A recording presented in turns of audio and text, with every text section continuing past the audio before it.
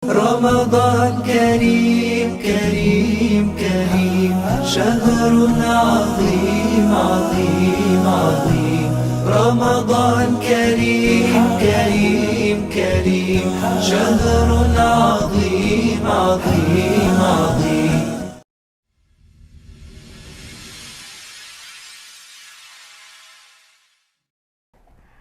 Assalamualaikum warahmatullahi wabarakatuh. Innal hamdalillah nahmaduhu wa nasta'inuhu wa nastaghfiruhu wa na'udzu billahi min shururi anfusina wa min sayyiati a'malina. May yahdihillahu fala mudilla lahu wa may yudlilhu fala hadiyalah. Amma ba'd. Sahabat thayyibah yang dirahmati Allah, alhamdulillah, kembali lagi kita dalam serpihan Ramadan, serial ayat-ayat pilihan di bulan Ramadan. Pada kesempatan kali ini, kita akan membahas satu ayat dalam Al-Quran, yaitu Quran Surah Al-Baqarah ayat 216. Allah Subhanahu wa Ta'ala berfirman, A'udzu billahi minasy syaithanir rajim. Kutiba alaikumul qitalu wa huwa kurhun lakum wa asa an takrahu syai'an wa huwa khairul lakum wa asa an tuhibbu syai'an wa huwa syarrul lakum wallahu ya'lamu wa antum la ta'lamun. Sadaqallahul azim. Yang artinya, diwajibkan atas kamu berperang padahal itu tidak menyenangkan bagimu. Tetapi boleh jadi kamu tidak menyenangi sesuatu padahal itu baik bagimu. Dan boleh jadi kamu menyenangi sesuatu padahal itu tidak baik bagimu. Allah mengetahui sedang kamu tidak mengetahui. Sahabat thayyibah rahimakumullah, berperang di jalan Allah merupakan suatu kefarduan yang sangat berat, yang mana ini wajib ditunaikan, wajib dilakukan bagi setiap manusia, terutama kita sebagai kaum muslim. Berperang di sini bukan hanya tentang senjata, bukan hanya tentang pertempuran antara dua pasukan, tetapi kali ini yang kita maksud adalah berperang melawan hawa nafsu, yang mana ini sulit dikendalikan, sulit dilawan, terutama pada kalangan anak muda. Kita juga penting melawan hawa nafsu kita, terutama di bulan suci Ramadan ini. Kenapa sih kita harus berperang melawan hawa nafsu kita? Karena hawa nafsu itu kemungkinan besar hal buruk bisa terjadi. Bahkan sampai lupa kalau ada Allah yang Maha melihat dan Allah yang telah menetapkan semuanya. Karena sejatinya tidak ada yang mengetahui bagaimana ke depannya. Barangkali di balik sesuatu yang kita tidak suka terdapat kebaikan, atau malah di balik sesuatu yang kita sukai terdapat keburukan. Tidak selamanya yang kita sukai itu baik dan tidak selamanya yang kita tidak sukai itu buruk.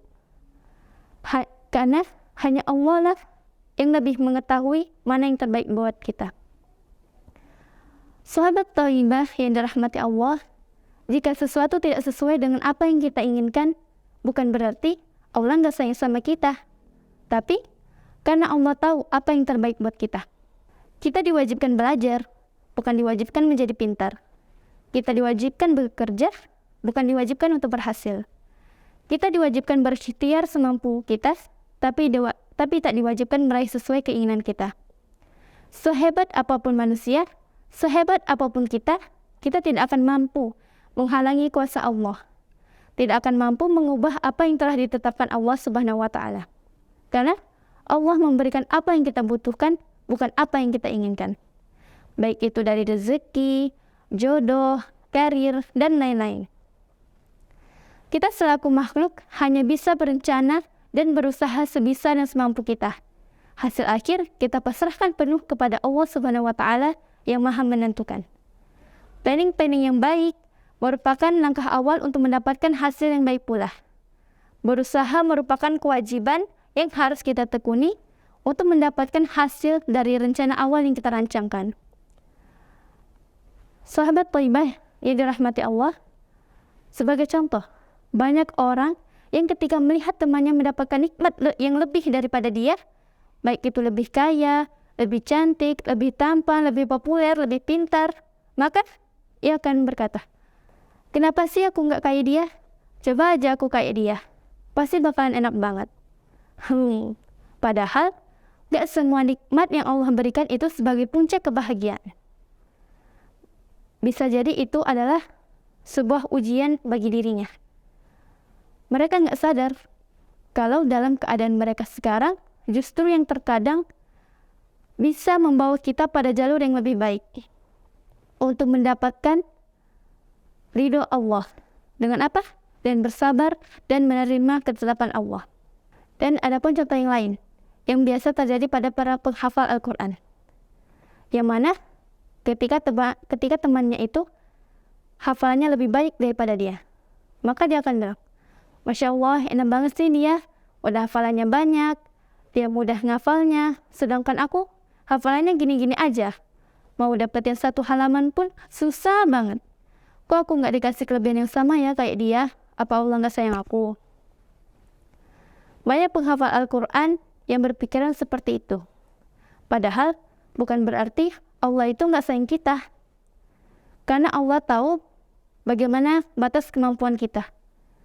Kalau misalnya nih, Allah memberikan banyak kita hafalan, sedangkan kemampuan kita itu terbatas, maka yang akan merasakan kesusahannya itu adalah diri kita sendiri. Dan sahabat Thaibah, mungkin Allah ingin membuat kita merasakan sabarnya dalam berproses. Karena untuk bisa sampai ke final, kita pasti melewati proses demi proses yang ada. Dan yang perlu diingat adalah kalah di start bukan berarti kalah juga di finish. Ana urid, anta turid, Allahu yaf'alu ma yurid. Aku menginginkan sesuatu, kamu menginginkan sesuatu, dan Allah melakukan apa yang Allah inginkan. Sekian serpihan pada hari ini. Semoga bisa bermanfaat dan bisa kita terapkan dalam keseharian. Aqulu qawli hadza astaghfirullahu li wa lakum. Wassalamualaikum warahmatullahi wabarakatuh. رمضان زمان البركات رمضان زمان الحسنات رمضان